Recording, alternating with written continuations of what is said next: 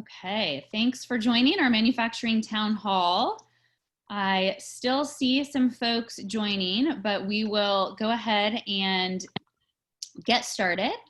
I'm Nicole Alvino. I'm co-founder and chief strategy officer at SocialChorus. So I'm thrilled to have everyone today and especially to welcome our guests. We have Chris Miller from the Dow Chemical Company and Brett Letts from ADM. So I'll let each of you introduce yourself. Chris, do you want to go first? Sure. Hi, thanks for hosting us today. So I'm Chris Miller. I lead global employee engagement and reputation and North America public affairs for Dow. Dow is a manufacturing company. We're very proud that many of the raw materials that we make are used as materials that go into relief and recovery efforts that are so vital to this COVID relief effort. Our materials are in healthcare with gloves and face shields and medical adhesives and things like that. And we're also in a lot of health and hygiene applications. So we have 36,000 people around the world, and 1/3 of those people, our manufacturing workforce, continues to work, and they have worked in the plants throughout the pandemic. We're very proud of them and very grateful for all their work they're doing to keep that supply chain moving. We've got 2/3 of our workforce that have shifted to working from home, beginning in China, and then, as the rest of the world have felt the impact, we've moved people over, and now we're in the beginning phases of thinking about bringing back some portions of our workforce back to the workplace. So it's like all of you, we're dealing with this very dynamic situation, but excited to have this conversation today. Thanks, Chris. And Brett? Hi, thanks, Nicole. Good to see you, Chris. Brett Lutz with ADM, and I'm the Vice President of Global Communications for the organization. ADM is a global leader in human and animal nutrition around the world. We are deeply engaged in manufacturing and producing food. It comes from nature and from plant-based sources for both humans and animals. And like Chris, our workforce who works in the manufacturing and food processing space has been working since, the pandemic hit. We've had obviously a lot of experience in helping those that are in the front lines, continue to work safely and in a healthy manner. And learned a lot through that process, which I'm sure we'll talk more about throughout the conversation today. And because of the global nature of the company, we have about 40,000 people globally, and about 2/3 of that workforce is in our plant in operations workforce across 800 facilities around the world. So we've learned quite a bit through that process, first in Asia and China specifically, and then as the pandemic has moved around the world, we're learning as we go. So it's been an interesting and challenging and very rewarding in some ways time for somebody in communications to be a part of this. I'm learning every day and have probably never felt that I've had skills and potential opportunities that have been more valued within the organization, and maybe in some cases more than I'd want to. But it's been an interesting ride. We're continuing to learn. So look forward to talking more about it. Great. So another fun fact, I was just thinking, I think I've known both of you, or you've both been SocialChorus customers for about 4 years. So I think I met Chris about 4 years ago and Brett as well. So Brett was at Whirlpool before, and actually a customer at Whirlpool before he went to ADM. So we also have some nice history there too. So before we think about the return to work or return to the workplace, our new way of working, let's take a minute and look back at the past couple months, how we handled COVID and the crisis and your communications for both of you around the world. So Chris, do you want to start with that? Yeah, sure. So I think you think back, just when you think you've seen it all, right? then something else entirely comes along, right? So just never say, I've seen it all. But really, when we look at what we have as a global manufacturing company, we have sites in China. And so they were in the early phases of this, the impact that we felt in China. And as it started to build, the company implemented our pandemic response plan. So we had a pandemic response plan in place for about 10 years. And, at times you have to implement it at this location or that location, but I don't think we've ever had to dust it off for a global pandemic like this. And it really caused us to, have to mobilize very quickly, because as the situation evolved, and evolved very quickly, right? We had to mobilize communications very quickly. And I think that the foundation that we put in place 4 years ago, when we introduced the SocialChorus platform through our Dow Connect, we call it Dow Connect, has really paid dividends for us. We have 70 plus channels that cover everything from global news. We have, functions have their own channels. Our local sites have their own channels. We were able to set up a COVID-19 channel where we were able to, put all of the information related to COVID-19 into one channel. We have a great network of administrators who are well-trained, great network. They're really expert at building and managing the content. So we had that foundation, right? We had that foundation, which enabled us to really mobilize pretty quickly. The other benefit that we found is that, people had to, go back to work at their home very quickly, right? So the ability for us to be able to add content remotely and not necessarily having to be tied to a Dow in the Dow network to add content was super helpful. And the ability to take advantage of all of those features that we have on SocialChorus. So the ability to send the alerts. If we've got high impact news and we want to send an alert, we had that opportunity. Using the user generated content so that our team across the world can take part in we have a campaign going, we're calling Dow Strong. And so we ask employees to talk about what they're doing, what's their work at home look like? What does it look like for our teams who are still in the workplace? So we've got this Dow Strong campaign, and we're able to use the user generated features to be able to share, for folks to share and build that network, which I think we're seeing is really important in this time, right? To be able to have that network. So, and all of it making it possible for our teams to reach wherever they are, right? So whether they have access to a Dow, the Dow network, and they can access their content on our intranet, or whether they're accessing it through their mobile devices, or just through news alerts, or just in whatever way they are, we're meeting them where they are is what we've always endeavored to do. And I think, again, the foundation that we set 4 years ago when we took advantage of this platform has really helped us. That, and we also did a lot of work on another path, which is to have a great video network in place. Through we're so lucky to have a studio team that has a great network in place where we can really deliver a lot of webcasts remotely. It's remarkable what we've been able to do. So the foundation setting is really important. Yeah, no, I meet them where they are is a core tenet of our philosophy. And we talk about reach, align, and mobilize your workforce. Yeah. And you used all of those words. And if there's ever a time when we need to reach every single worker wherever they are, align them on what they need to know, safety, work related, right, culturally, and mobilize them to action. So I loved hearing that. Brett, do you want to share a little bit about your experience?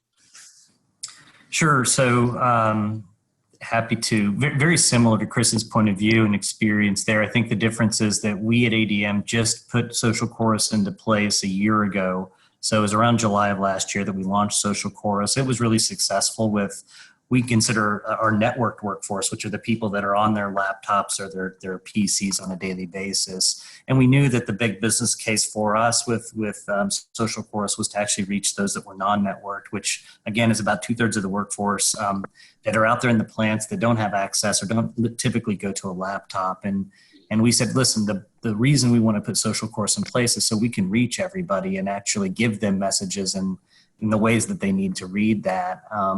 And what we found through COVID-19 is that that's helped accelerate quite a bit of what we're trying to do. I never want to take advantage of a crisis, but in this particular case, it really helped us achieve some of those business objectives early. And I think that it was just so natural in the fact that the way that it was achieving what we had wanted to do from a reach perspective is because people needed information and they wanted to read information. They were eager to read information or to watch a video from the CEO and understand what was going on. And so I probably will show some analytics later, but we were able to see that the growth of both the people who were active users of the platform, who were downloading it for mobile use, and that were actually engaged in content on a daily basis has skyrocketed since COVID-19 has started. From our perspective, it's all been about making sure that our colleagues feel engaged and informed and have an opportunity to ask questions when they have them. And before having SocialChorus, we had no way of that really happening in a way that we understood it very well. And certainly we didn't have a multi-way dialogue happening. It was very much push information, hope they get it, check in occasionally with some focus groups and see whether it worked, right?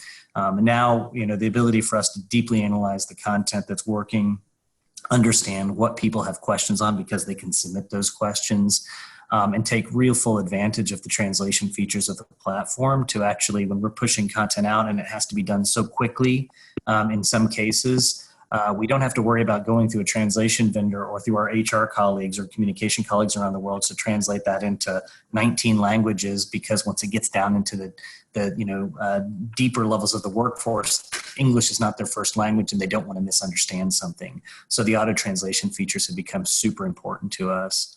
And the one thing I think I would say I've loved and felt like has really been a benefit to us, and I get an email at least once a day. I get it, several times a week, is that we've just done a great job of keeping connected with our leadership, and in the form of videos. I've done a lot of interviews with them through Zoom, and we just place those recordings out very quickly. They're super nimble to get out the door. They don't have to look overproduced. And everybody says, I'm so happy to see that because it keeps us engaged in what's going on and hearing what's happening directly from our leadership.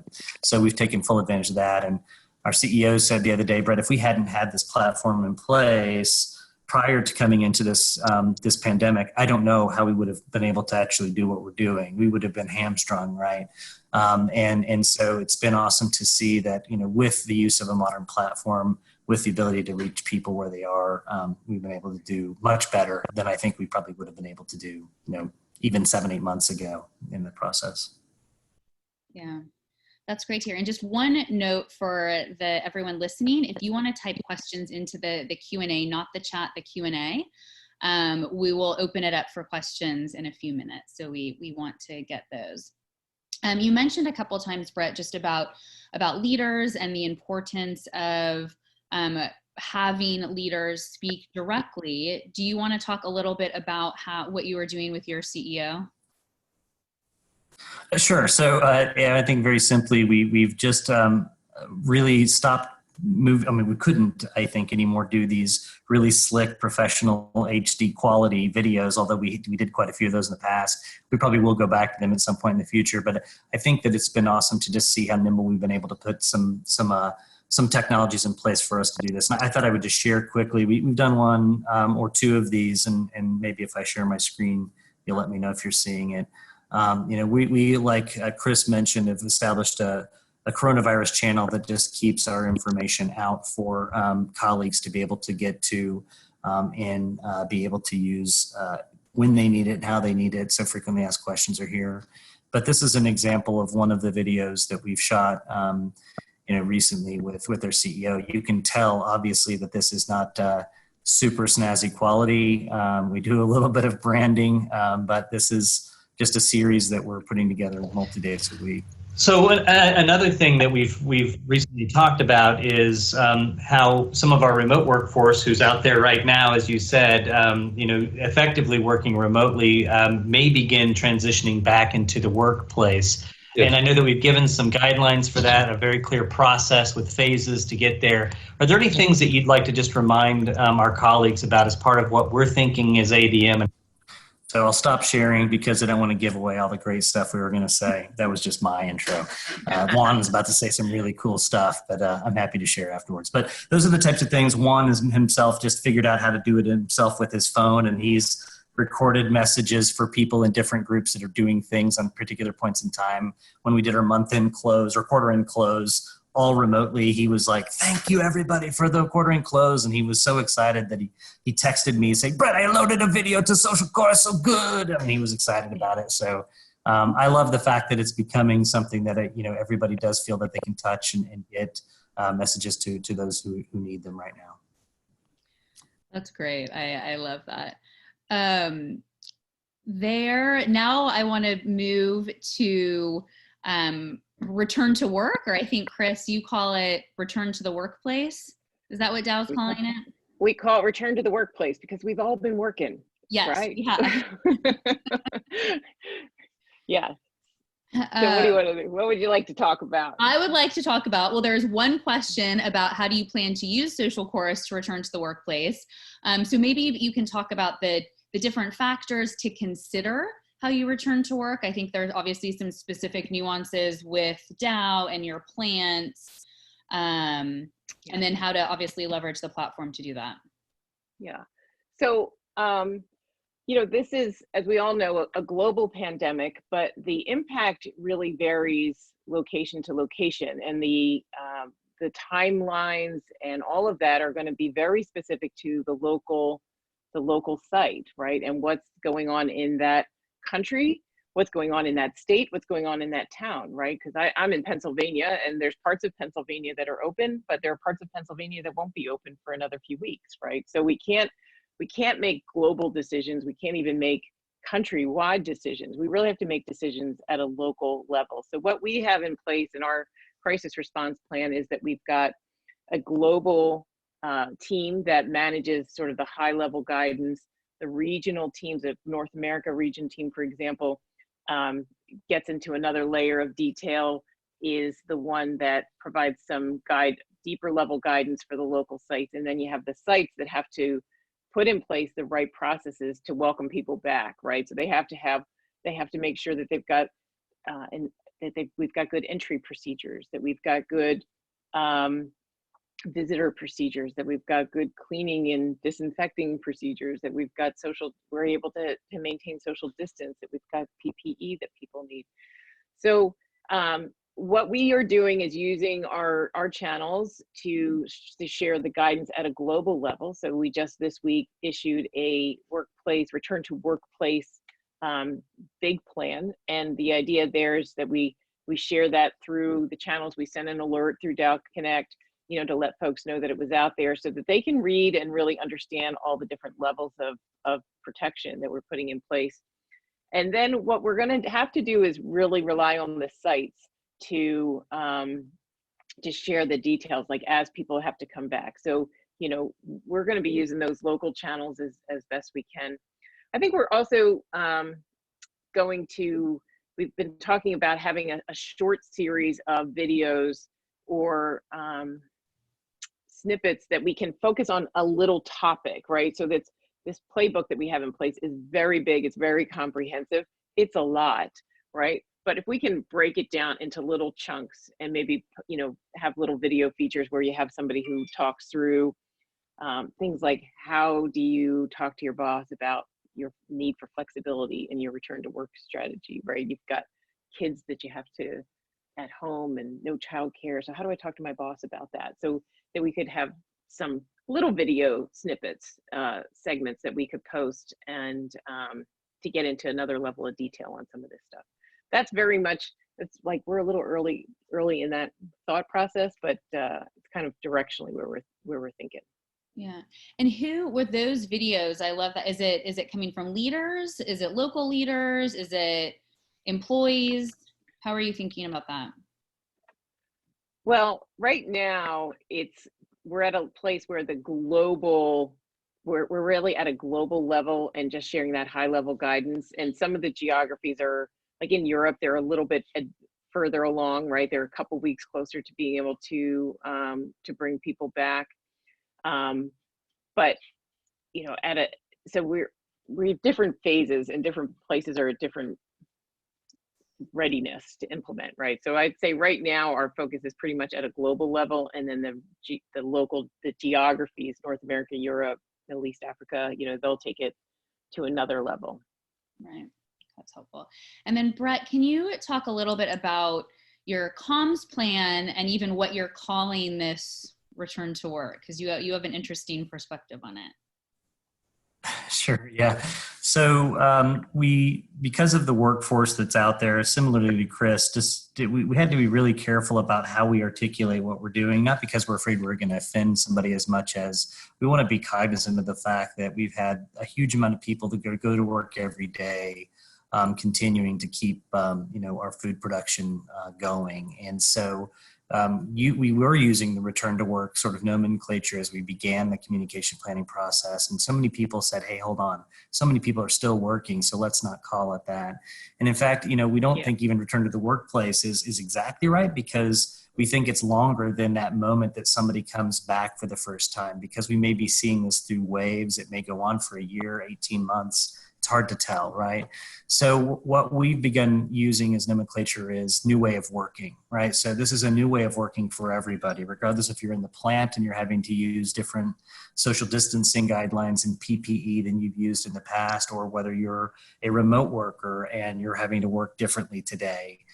So new way of working is the way that we've used. And that's worked well for us as a way to sort of just give a sense that there is a new sense of how we are going to perform our work and how we move this along. As we are preparing, though, similarly to what Chris was saying, we have got to think about a multi-phased, very nimble approach to communicating how we move through this process. And so our communication planning has been similar to anybody else. We want to make sure that our leadership, as well as the broad employee base, understands the protocols and the phasing of what we're doing, because we wanted to give them a lot of comfort, right, about the fact that we're thinking through this very, very logically. And just because a state or a municipality decides to open up, it doesn't mean that, in our opinion, we're ready to bring people back into the workplace at full scale, right?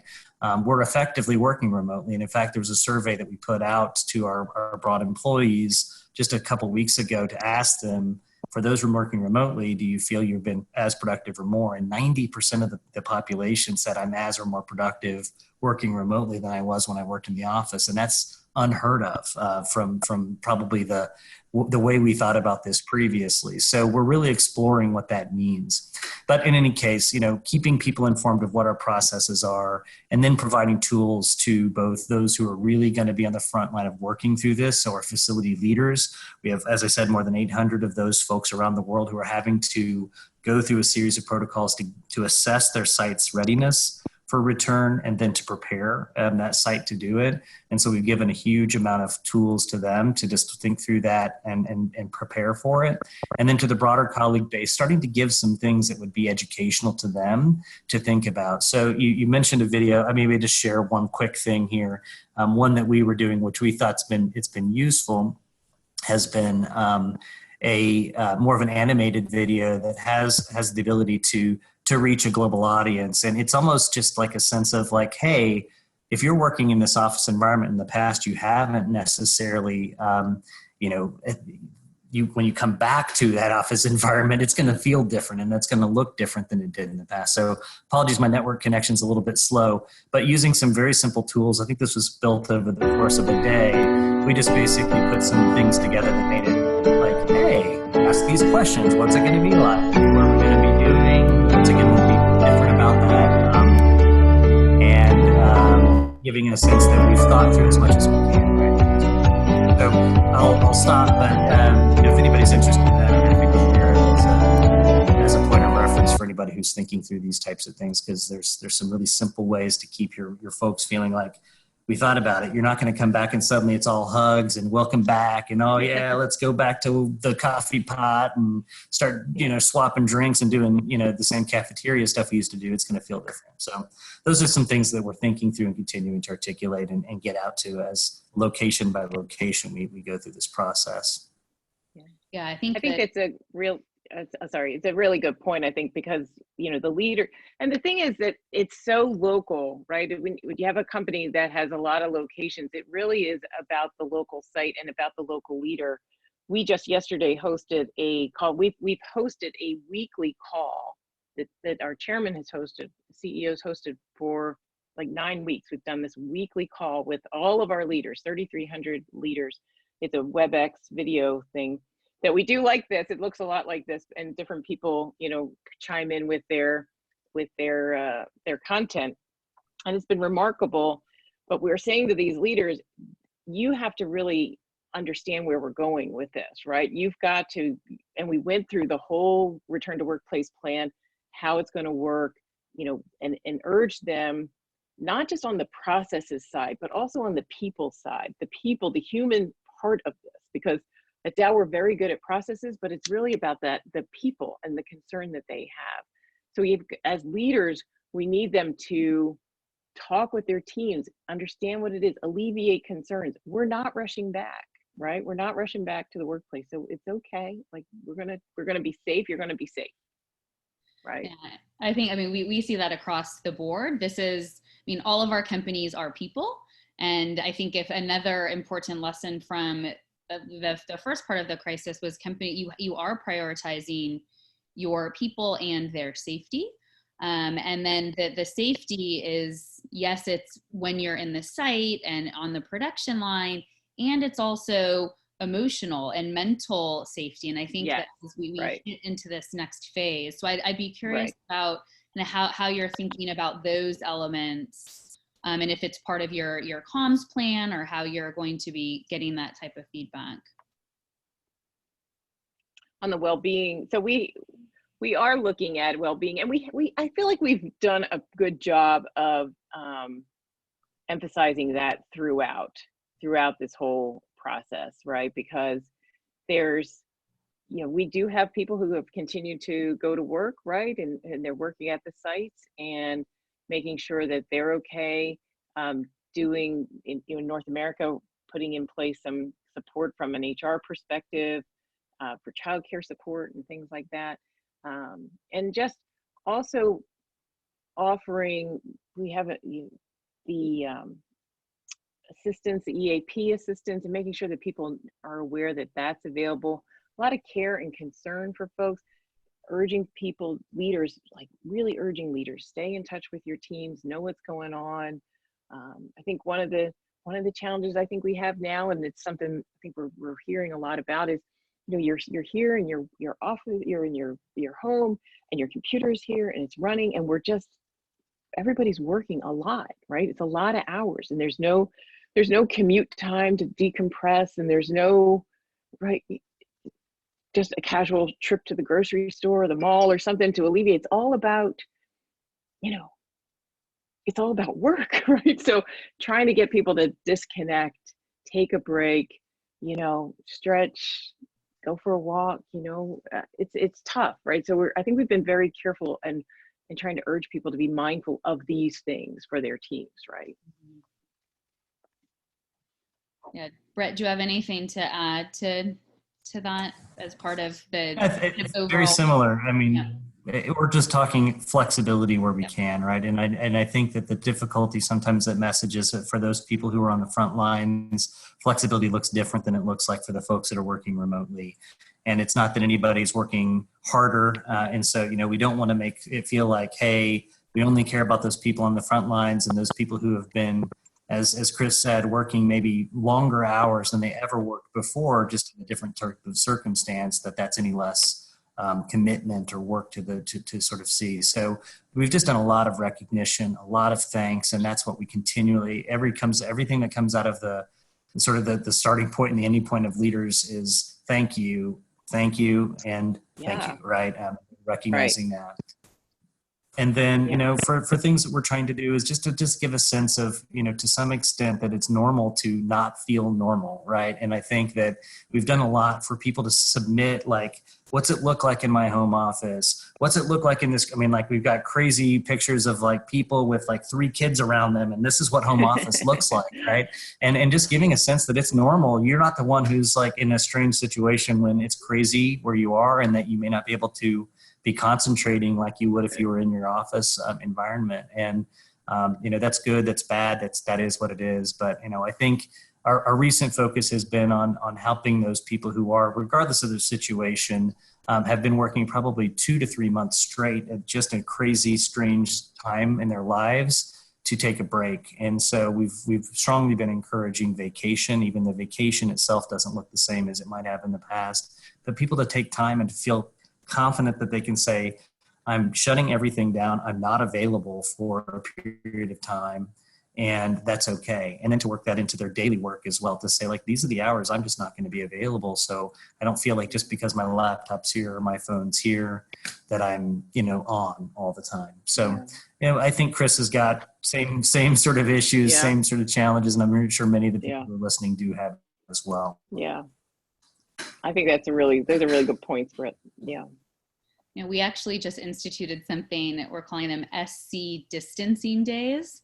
So going off the play of social distancing and taking time away from work. And we're obviously working around the clock supporting all of our customers. And, we've set some 1 day a month for the rest of the year that basically said, that we're treating it as a holiday. So to try to give people those boundaries.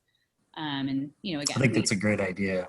I think that's, I think with our HR team just last 2 weeks ago, we sat down and we said, what does the flexible working thing really change about what we are thinking about in our culture and the way that we work all together? So some really interesting things have come up, right? About, do we ever come back, right? Do we have to come back? And, we're thinking that why would we in certain situations feel like we're forcing anybody back ever?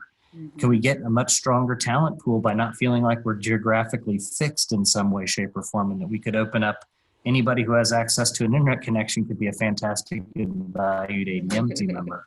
We're thinking through different work schedules because, and this would be something that would have taken us years to get through in the past, but saying, why shouldn't we be able to work some sort of a 980 or, whatever the sort of strange work schedule somebody wants to be on that gives them the flexibility that they need in their life.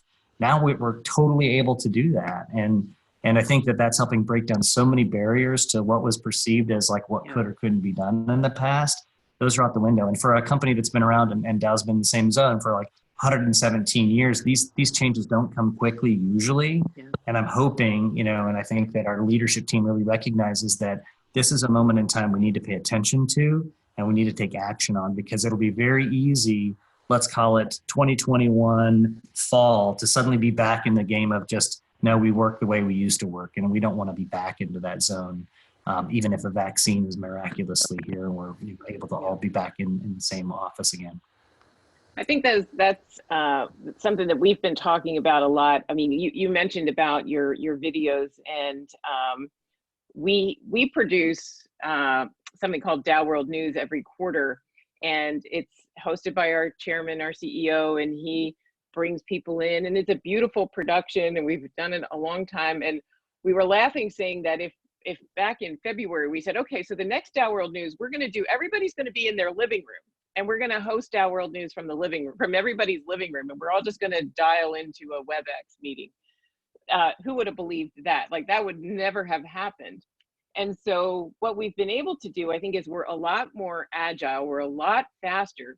Jen Holzinger on my team's produced these weekly calls, and it's like, wow, it's a lot, but it's also not as scripted as a Dow World News was. It's a lot more fast moving. We cover a lot of ground. And somehow when we come back into the workplace and we get back into whatever our new normal is, we've got to be able to take some of the lessons that we've learned through this about agility. It doesn't have to be perfect. It doesn't have to be perfect. And, it doesn't have to be scripted within an inch of its life, right? So there's a lot of good things I think that we can take from this. that, and we really have to focus on that, right? Because it's not like we want to get, so I think the big shame of it would be if a year from now we're getting ready to do our Dow World News and it looks like the one that we did, you know, in what month are we in? October. So I don't know. I was like, where am I?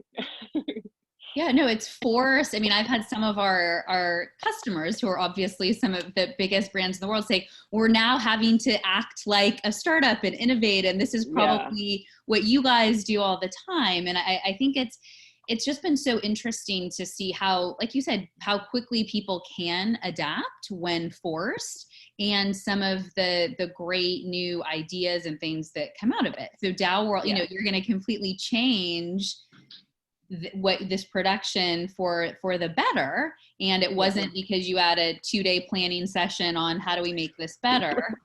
Right? Well, we're a 2-month planning session. Or 2-month planning session. Right. All of the above.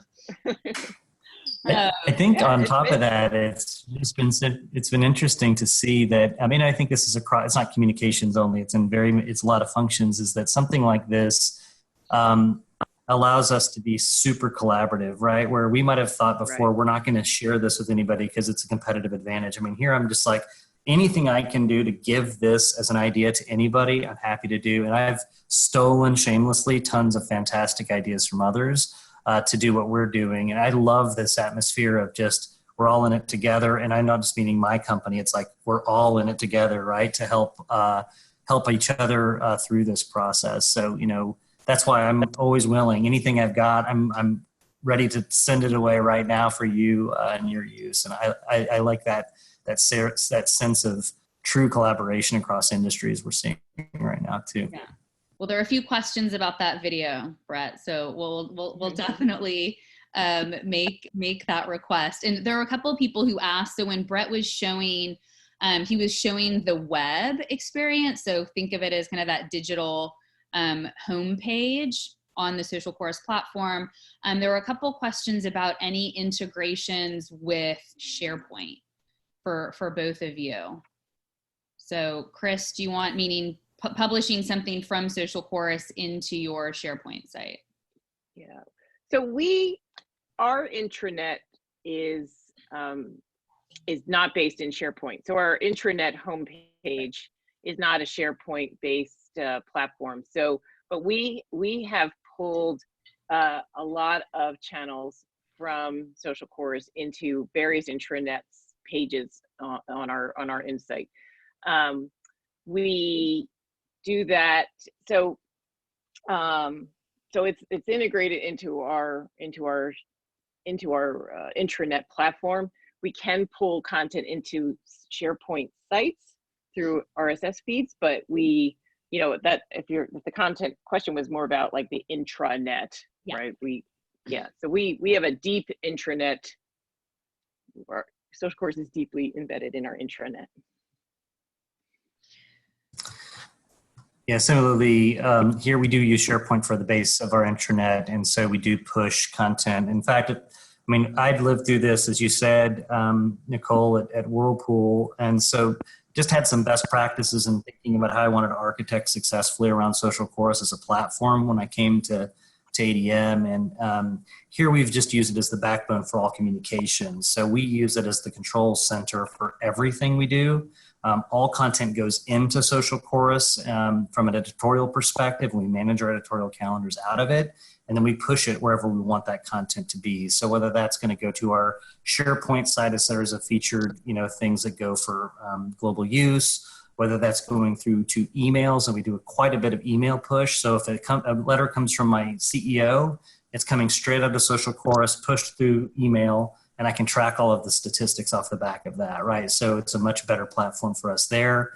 Newsletters are all documented in and basically pushed through SocialChorus, and we're still working on making them look as good as we want them to, because they're not maybe as slick as they used to be, but they're way more effective because we actually know who's reading and what they're reading, and we can sort of slice and dice them by any kind of individual group we want to. We obviously have the mobile device, and then we've been pushing in our plant-based workforces, and I know that many of the folks listening are in manufacturing environments, to our visual signage, right? So we push it out to large displays so the content just circulates there for people to be able to see that it usually is going to be higher level, very visual, high impact kind of content versus detailed read through stuff. But we have that ability to push that locally as well. I think that meet them where they are, especially with manufacturing, means a lot of digital endpoints. I'm looking through there a couple questions around, so another part of returning to a workplace is obviously around health. So are you are asking people to either self-report health or relying on managers, or I've heard some companies are relying on their security in the building. Can you talk a little bit about that aspect of returning to a workplace? So right now in our manufacturing sites, we do have a couple layers of protection, right? So we ask people to monitor their own temperature every day before they come to work. If they are not feeling well, we ask them to notify their supervisor, notify Dow Health Services, and let them know. We then, if they come to work, if someone comes to work, everybody who comes to work, contractors, employees, do get temperature screening, and they answer a questionnaire every day before they come into the workplace.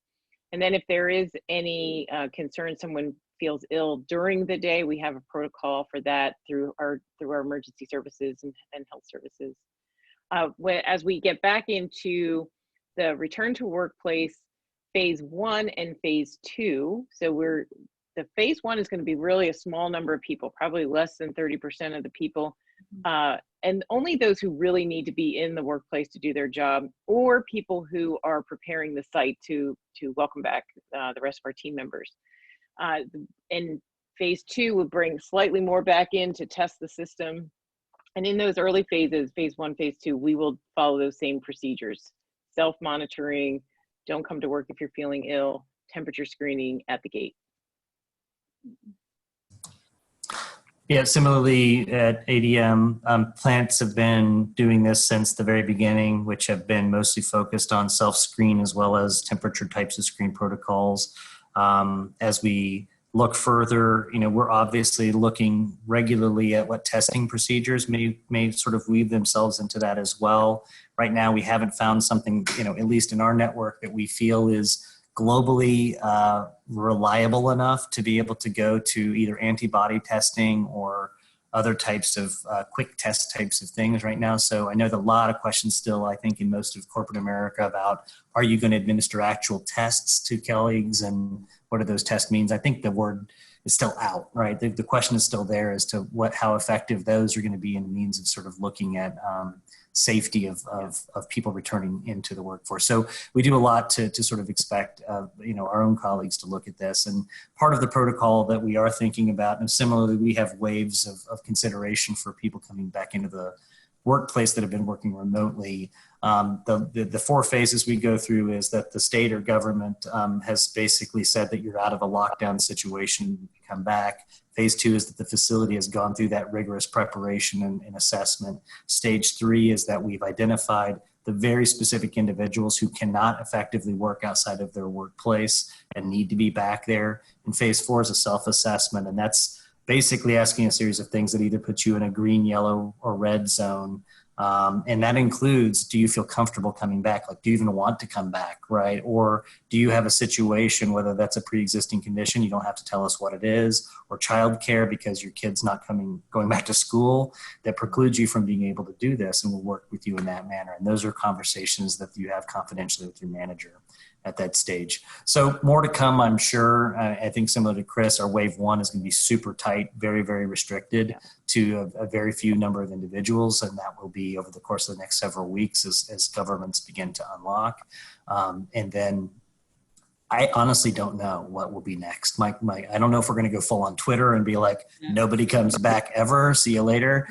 But my guess is we're going to go way conservative, much, much more conservative. And that's been the approach at ADM has been, we're probably always going to be more conservative than what the local government says, because, we can't afford not to be. This is the health and safety of our workforce, right? That's at stake here. And it's so interesting. It brings up just a level of trust on so many different levels, which I find interesting. There's, the high level Josh Bersin saying this at COVID-19 is the best thing that ever happened to employee engagement, as far as just employees feeling really connected to their employer. And then you start to get to the nuances of, gosh, I'm now trusting my manager and these other people with my health concerns, with my family concerns. So I think it's again, interesting on many levels.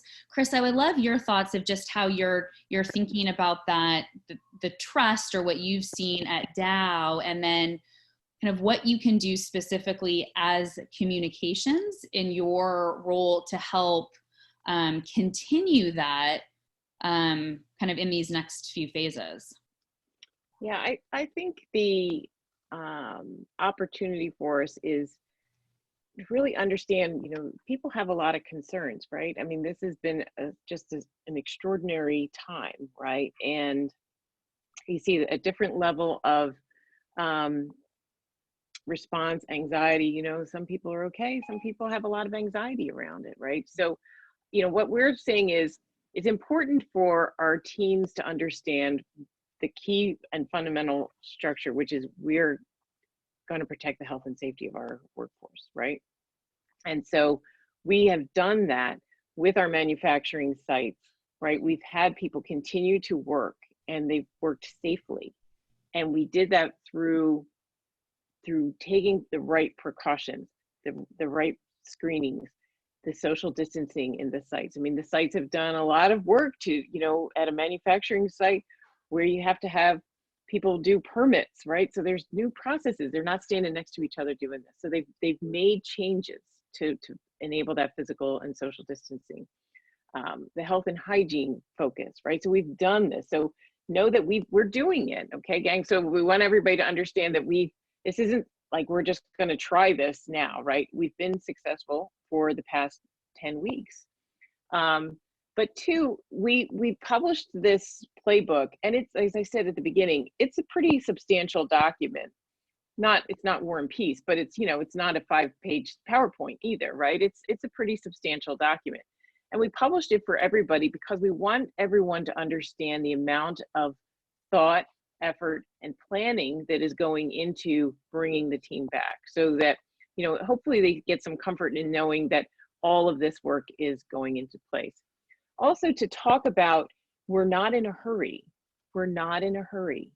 We're going to take our time. We're going to follow the local guidance, what's happening at your local level, what's the situation there, what can we do and accommodate safely, right? So I think, and then what I was talking about before is I think what I need to do now is really think about breaking down some of these concepts into smaller, more consumable bites, so Brett, that video that you showed, that's a great example of like small little things that maybe are more consumable, and that would help. And really though, the focus that we've had in engaging our leaders, our 3,300 people leaders across the organization for these past 9 weeks, every week for 9 weeks, stressing to them, making sure that they understand where we are, what's going on.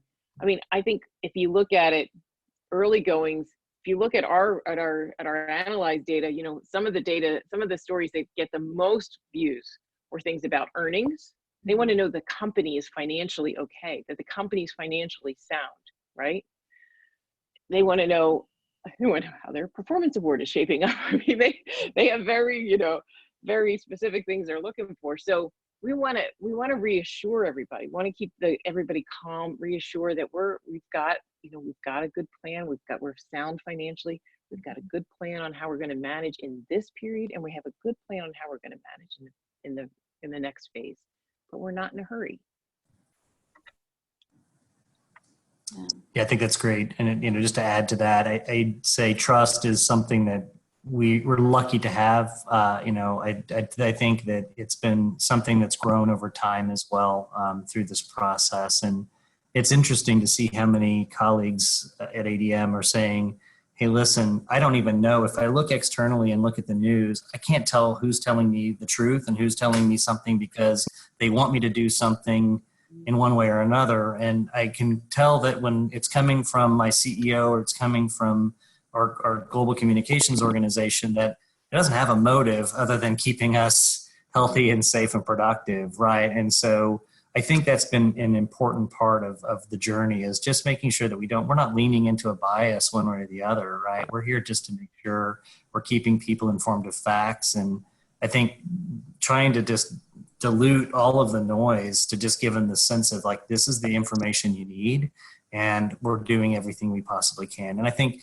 as Chris said, I mean, the proof has been in the fact that, you know, if you look at the statistics, and I mean, again, you knock on wood, you look at the statistics externally to the world versus what's happening inside of our own organization, you know, we've done, I think, much better at identifying issues and dealing with those issues and contact tracing and everything we need to do to keep people very safe. And even those experiences where it's been tough and somebody's tested positive in the organization have been moments that have built trust in the organization. Like, look what they did to very quickly contact trace and quarantine everybody there, and then test and make sure that people would not come back until they've tested. And, you know, even in those circumstances, maybe they don't come back, right? So all of those moves you make at this time are really, really important. And, you know, it's not something you should hide. Be transparent. And I think that transparency can help a lot in the continued trust building that you're doing. Yeah, definitely. So Chris, in this document, the not War and Peace, but not 5 pages, are you adding to it, or are you learning things as you're going, or how do you think about this document now? Well, I think I don't think we might just make a little tweak here and there, but I don't think it's something we're going to make a lot of changes to. The fellow who was working on it, I said to him, I said, look, we got to put a stake in the ground and pick a date when we're going to publish it, because this thing could literally never be done if we don't just like publish it, right? So I think it's a really good document. Everybody's really enthusiastic about it. I think there can be there may be things that will add some resources to it. Like right now, it has, here's some posters you can print out locally for social distancing or things like that. But we're also now looking at some other materials like banners and other things that people can have, like more welcome back. We're happy to see you again. You know, it's good to see your face, even if it's only half of your face. but you know, something like that. So we may add some tools and resources to it like that, you know, but I think in essence, the heart of it is done. Mm-hmm. Yeah. But you know, we're always learning, right? I mean, you know, we had a pandemic plan, and of course, you know, we've had to build on it, because what you put in concept, what you think is going to happen, or what you know, you're just guessing, right? When you're putting a plan together, right? And then in actual application, you have to make some adjustments. So, yeah, no, and I love the concept that as companies, you've done, I think it was Edelman did their trust barometer, that the number one source of truth and news was your employer. And Brett, exactly to your point, there are so many other biases outside, but you know, my employer wants the best for me. And what I find so fascinating about both of your companies is that transcend, you know, multiple countries all over the world. So it's like these companies are almost these nation states that have been able to work really effectively, and to your point, get things done and innovate and keep people safe. I think it's pretty amazing from what we get to see. Yeah. We're almost up on time. So, go ahead. I was just gonna say, I appreciate that, and I'm really so proud of our Dow team. I mean, we have such great people, from our emergency services to our health services to our leaders in our manufacturing sites, who, you know, have a big job to do in keeping the teams focused on what their objectives are and what they're trying to do. So it's really been a remarkable time, and our Dow Strong campaign is really trying to highlight all of that great stuff that's happening and bring that pride and let people know like, hey, we are all in this together. Yeah. No, I love that. I was going to ask you both for one final thought around, what is the one thing that you want to take forward into these next phases that you've kind of learned from the past? I'll start and just get a sense. I mean, from a communications perspective, I think, we've said a lot of those, but I would argue that we don't need to worry about perfection as much as we thought we used to worry about perfection. And being quick and nimble and able to get things to people when they need them sometimes has been much more important than it being 100% accurate. And having an ability to then say, hey, listen, we're sorry we got you that wrong piece of information. Here's the corrected information.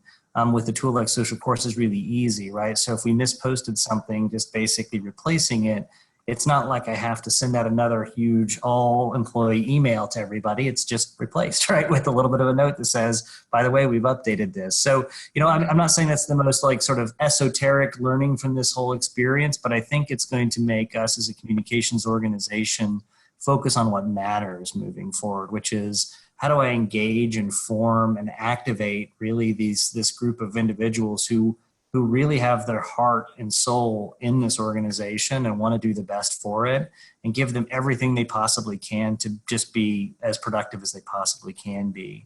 In terms of that, one thing that we've like reignited or really ignited, I guess, for the first time at ADM was a Team ADM advocates group, which is really just saying, hey, listen, I don't care if you're advocating externally and sharing these great stories out, or if you're advocating internally and just saying, hey, did you see these cool new videos that are available to you? And sharing those with colleagues and saying, take a look at this. This is really important. It's been crazy to see how active that's gotten. I mean, people are just tagging all kinds of individuals in all of our comments around these things because they're excited to share. And I get so much feedback from team members saying, Brett, I don't know you. I sit in Belarus.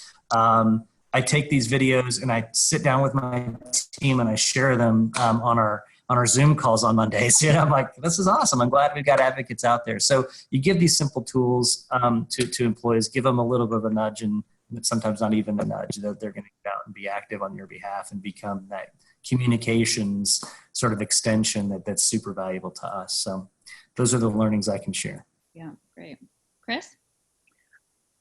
Excuse me. I would say that agility is something I really hope, we talk a lot. I remember we would talk about, the big companies being like a aircraft carrier, that they're hard to turn, and I think what we've seen is that when push comes to shove, we can turn pretty quick, right? And it's been remarkable for me to see the way that Team Dow has really come together and moved the ship, right? And adjusted to this and adjusted to new ways of working. I've seen at Dow where we've gone into, we've created face shields and other materials that would have probably taken like a really long time to get done. And, we did it in weeks, right? And I think the agility and the ability to pivot and move quickly is something I hope that we take with us, and that we don't, revert back to old behavior. Mm-hmm. I think there is a lot of team building too that's come through this, right? And I think there is this certain, Brett, you made a point earlier about, people, they're on calls and the kids show up because they need some lunch, or, the dog's barking, and that's okay. It's just what's going on, right? So I think it bonds you on a different kind of level, right? Because it's like, here I am. Here's me with no mascara on today, but it's just a different level of connection, and I hope we take that with us too. I love it. Well, thank you both. I mean, that humanity, the humility, the empathy, the agility, and it really is all about our people. So again, from my vantage point, we love seeing what your employees are doing and how you are supporting them and enabling them. So thank you so much, both of you, for sharing. I know it's a crazy time, so to take a full hour, we much appreciate it. No, well, thanks for having us, and thank you to the SocialChorus team for the great work and the platform. Echo that. Fantastic. Great to be a part of this. And anybody who's interested in anything that you saw or heard from us, I'm ready to share it to you. So just let me know. I'm sure Nicole will help us get it to you. Okay. Thanks a lot. Okay. Thanks. I'll take care. Bye-bye. Bye.